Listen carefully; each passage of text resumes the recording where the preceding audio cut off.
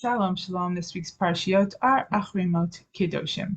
And I want to take a few minutes to talk about the very famous verse of Yahavta l'recha kamocha, to love your fellow as you love yourself, which I've discussed in the past and given a bunch of different interpretations, but I want to discuss it and take a look at it in a way that I haven't. And that is that we are told in the verse to love our fellow as ourselves. And then many verses later, we're told about the convert who comes to reside amongst us. And it says not to taunt him, "Ve'ahavta lo kamocha," to love him as you love yourself, because God says you two were once strangers in a foreign land, and I am your God, and that we have to heed this commandment. So my question is that why not, if we're told to to love our fellows ourselves, why not put the part about the convert right there? Love your fellows, you love yourself, and this includes the convert who lives amongst you, which it does say things like that within the Torah. So why doesn't it say it here? Why so far away many verses later? And if that's the case, then we're meant to learn something separate from it.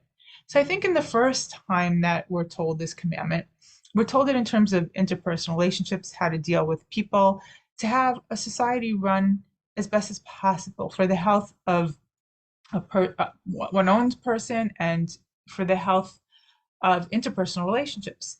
And we're given it in the context of do not bear a grudge, do not take revenge, reprove your fellow. So it's telling us that, if something goes wrong, if somebody does something wrong to you, that you shouldn't perpetuate the negativity by harboring bad feelings. It's your obligation to bring it out in the open, to speak about it, to take the measures, whatever they are. We're given all proper measures in our Torah that if one person wrongs another, what they should do. And then God's telling you to go on with your life and to treat them with the proper respect and dignity and attitude and behavior that you would with yourself. Like just as we ourselves do things wrong all the time, right? And we might feel bad about it and we might even, browbeat ourselves for it, but we still take care of ourselves, right? We still get up in the morning and feed ourselves and dress ourselves and do many things that are in our own best interests. Well, why? Probably mostly because we're in our own heads. And so, we know all the, we know we feel bad and we know the justifications and we know why X, Y, and Z. You know what? But every person has that. And you don't know what they think or what they feel, or how bad they feel, or how badly they want to be or do something different, or what all their issues are. And you have to take care of them in their best interest, just as you would for yourself, because each person has those things. And God is telling us how not to perpetuate negativity and how to deal with it in the best way possible. And that is by, righting the wrong as best as you can, but go on and have a good vibe and take care of one another. That's the only way that things will hopefully eventually straighten out if done right. And in the next time that we're told when it has to do with the convert, I think we're meant to learn something totally different. So it doesn't just add, based on the same concept of treating, if the convert did something like that, that they come under that commandment as well. I think it's telling us something totally, totally different.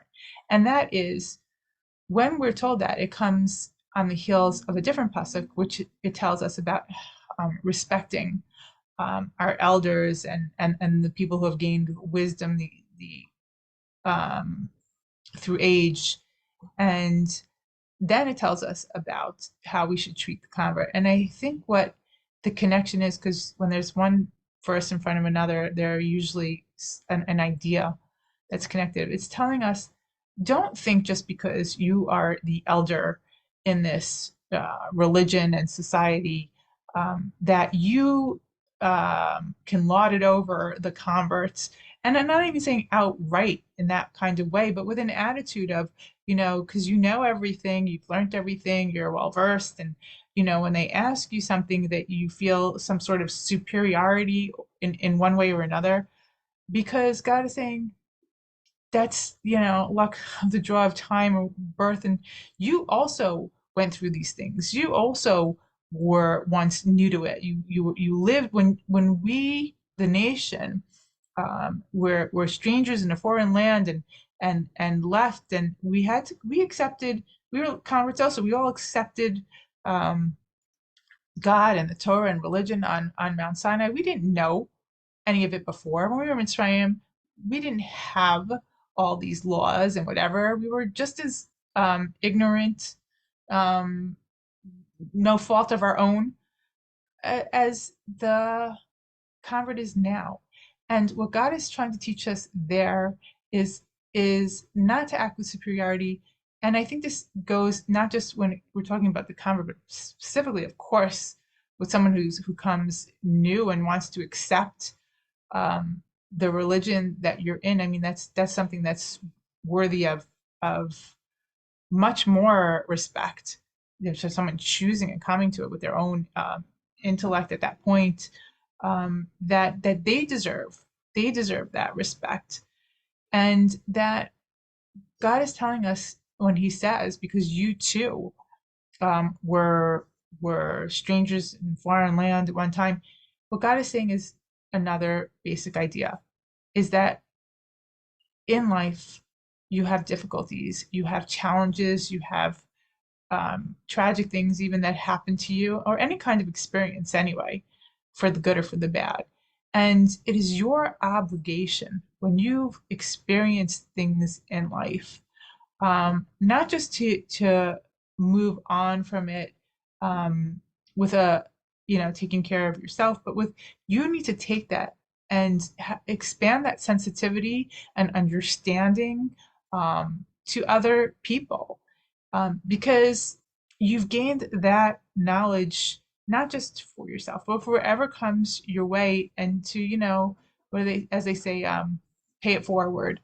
You've learned something, you've experienced something, and now you're in a position to help somebody with the empathy that people crave when they're going through something and they feel alone. And you have those experiences in your life in order to be able to help other people as well. And that also makes for an absolutely amazing society, is when we, come to a place in our lives where we can share and grow and give because we know what it's like. So those, I think, are the two different concepts. And I hope we can incorporate that with that. I wish you all a very good Shabbat Shalom.